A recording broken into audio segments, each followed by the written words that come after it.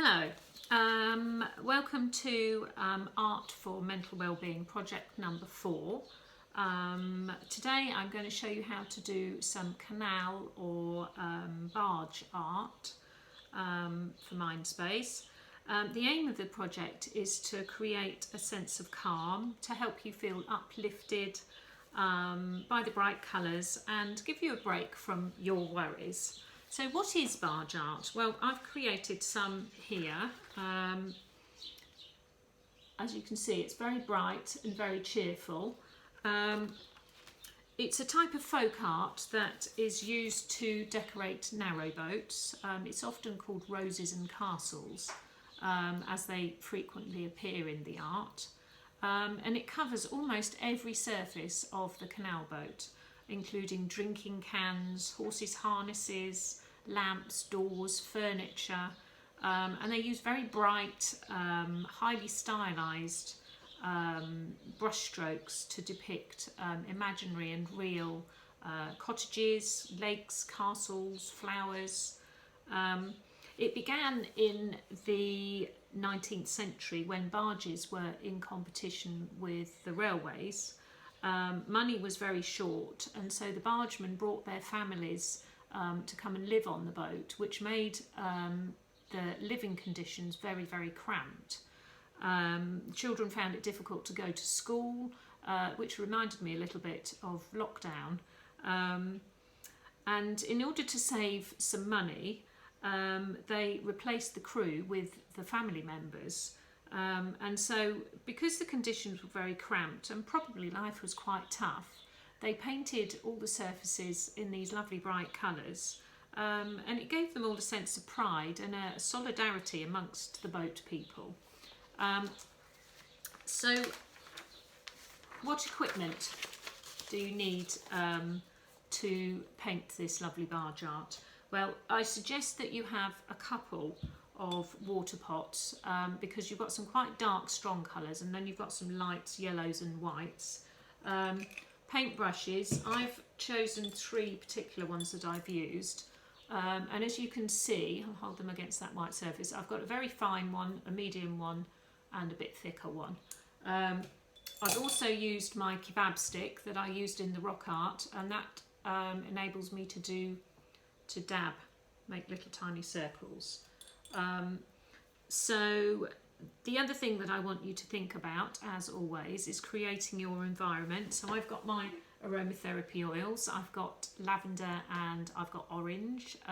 Orange is supposed to be uplifting and lavender is supposed to be calming. I've got my little speaker, so I can put some nice relaxing music on. And you could have a cup of calming chamomile tea, or a drink of water. Make sure you've got good lighting. This is quite a light area in my house, and also try and find a quiet space where you won't be disturbed.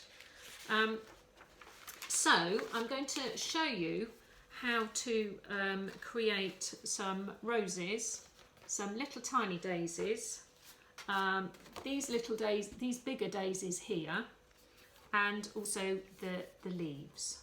And that's what I'm going to show you how to do today. So the first thing is to paint your surface. So if you're going to do it on paper, you'll need 2 coats. So this is what it looks like with 1 coat. If you're going to do it on an object, I've got a tin can here that I've taken the label off. I've given it 2 coats, and as you can see, it's quite opaque. So this is 1 coat, and this is 2 coats. So the second coat definitely gives it a more even covering. What I will say is it's really good to have a little practice. Have a look online, have a look at my pictures, and just find a style that you quite like. There are loads, I've printed off loads and loads of pictures so that I could have a practice. So we're going to start with the roses. And I'm going to show you how to do those now. Just move my sketchbook out of the way. So on my watering can, I have done a rusty colour circle, a pink circle and an orange circle. And then on top of those, I've put two red brush marks and two rusty colour brush marks. So what we're going to do now, I've got my reference here for how I do my roses. So I'm going to put that there. And I'm going to show you how to do the roses. So we're going to do a white rose, a red rose and a yellow rose. It's quite important to get your, I'm going to get a bit more white paint. It's quite important to get your paint not too thick and not too runny. You don't want it so it's completely see-through, but you also don't want it so thick that it doesn't make a nice brush mark. So I'm going to show you how to do the white rose. So this is this one. It's on a pink background with a red. I've just splodged it there, never mind. The good thing about this is you can actually paint over it. So if you make a mistake like that, you can just paint over. So we've got the pink one with the red, two red brush marks on, and I'm going to add the other thing I didn't mention. It's good to have some kitchen roll or tissue just to wipe your hands so that you don't spread that paint that you've just put on there. So I'm going to do these petals of the rose on the white rose, and what I would say is try not to do it try not to take too much time over it. They're much better if you do them quickly. So there's my white rose, and then I'm going to do my yellow rose. I'm going to just, really important, wash my brush out, and then I'm going to add a little bit more yellow paint. The thing with acrylics is it dries really quick, so I'm going to add a little bit of, that's really important to do the lids up, because otherwise you have a whole tube of dried up acrylic paint. So I'm going to add a little bit more water to that, just so that I've got a nice smooth bit of yellow paint. If you find that the yellow is a little bit transparent, you can always add a bit of white, and then it makes it go on a bit thicker. So this is my yellow rose. So the first one is a sort of swirl like that, and then the next one, if you push your brush down and then lift it, you get a sort of petal shape, and then keep going round like that. So that's my yellow rose, and if you want to, the yellow seems to be quite transparent, so I'm actually going to add a little bit, go a bit over that one again, just to make it a bit thicker so that you get a brighter colour. You can add a little one at the bottom if you want. And the idea is that you get the brush strokes to show.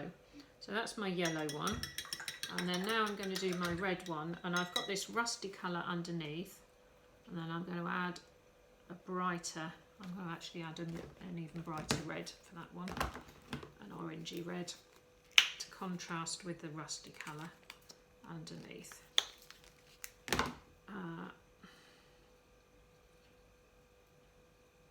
So I'm just making sure that that's thick enough and not too thick, that I can get a nice smooth bit of paint.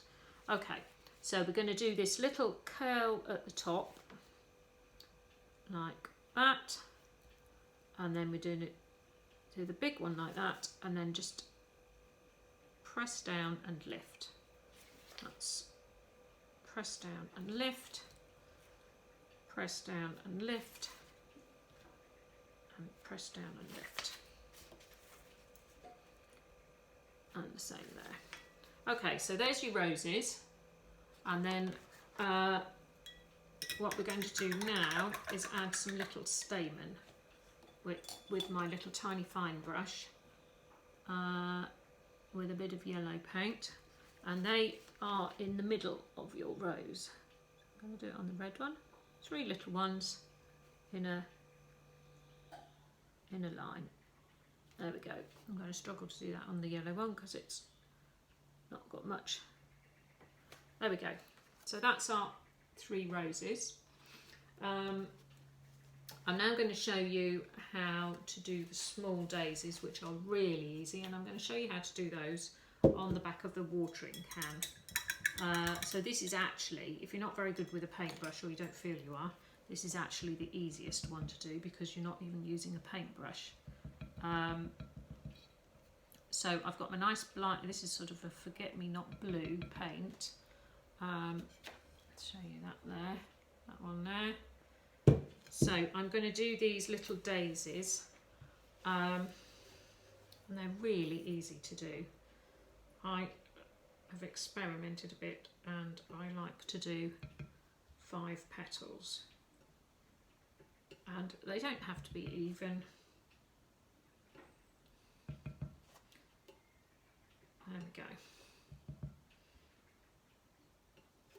So I'll do one more just so you can see. 1, oops, 2,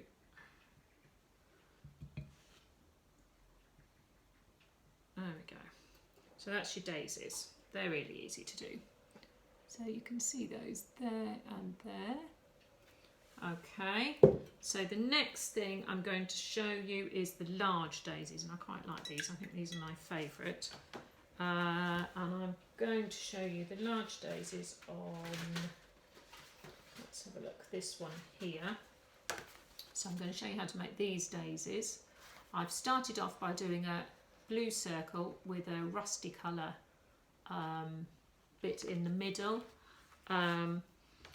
First of all, I am going to show you how to do, and I think I did this with the medium-sized brush. I'm going to get clean because I'm going to use white.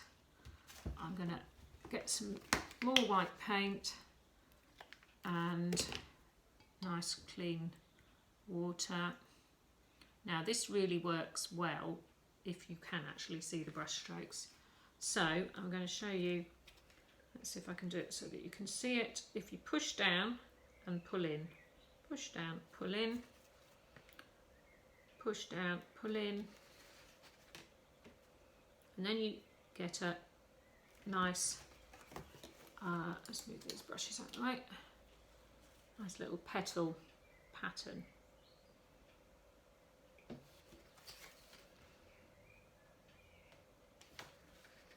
Also, the point of the brush makes quite a good petal shape. So there's your daisy, and then just to finish it off, we're going to add, use my little kebab stick, and we're going to add, just need a bit more water in that, the yellow dots, and this really finishes it off. So this paper's a bit bent. Oh, it's not growing. There we go, that's the best, that's a good bit of paint there. That was a bit watery, that one.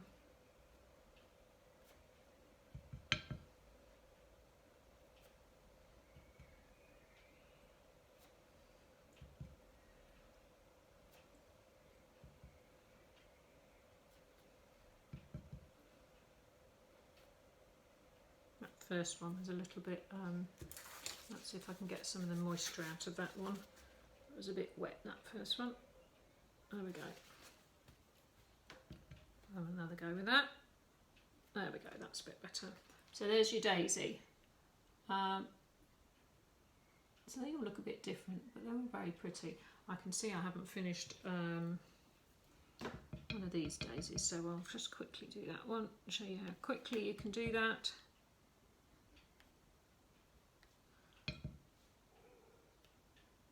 There we go.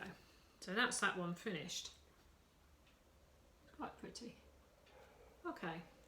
So the last thing that I was going to show you how to do, I'm going to put that over there to dry, and that one to dry, is the leaves. And I'm going to show you how to do the leaves on the watering can. Let's put that stick down somewhere. So the leaves, depending on which style you choose, a lot of them have got a green base and then they've got a rusty colour over the top. So I'm just going to show you how to do that rusty colour on here.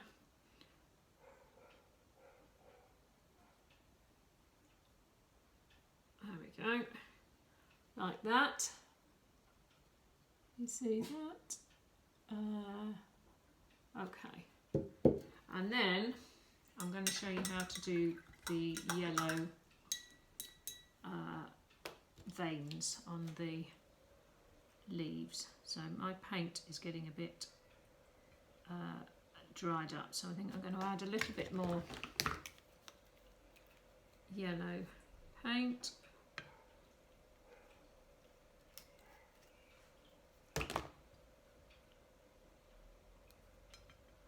There we go, and as I said, it's really important to make sure that you get enough water in your paint, otherwise you don't get a smooth brush stroke.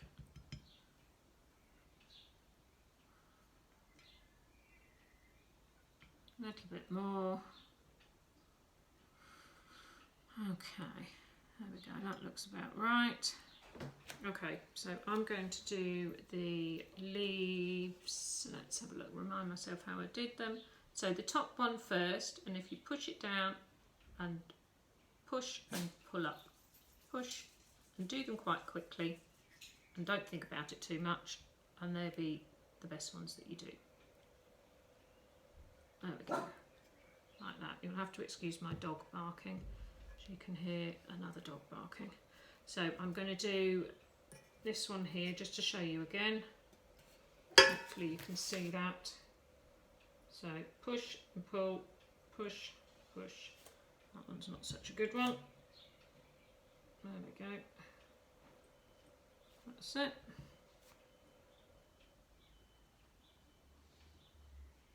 There we go. Okay. So that's the leaves. So that really, there you go. There's the watering can. And there is the piece of paper. So as you can see, I've got a navy background here, I've got a green background here, and on this one I've got a black background. I think what I'll show you as well is how easily it is to, no, I'm not going to show you because I haven't got any black paint, but I was going to show you how easy it is to get rid of that. All you do is just paint over it with a bit of black paint. So there's I think it's quite interesting to see the different colour backgrounds, a navy and a green and a black, and how different they all stand out. So I hope you've enjoyed watching me do this barge art. I've certainly enjoyed it, and I've learnt quite a lot. Rather than being very careful, it works better if you just do it really quickly. So I wrote down a few tips as I was doing it. So I've got these here. So my tips that I learnt while I was doing this were make sure you've got more than one water pot, because you end up having, as you can see, different colour water to wash your brushes. Make sure you've got more than one surface to paint on. This saves waiting for layers to dry. So I painted about 3 different pieces of paper or card at the same time, which meant I didn't have to wait for each layer to dry.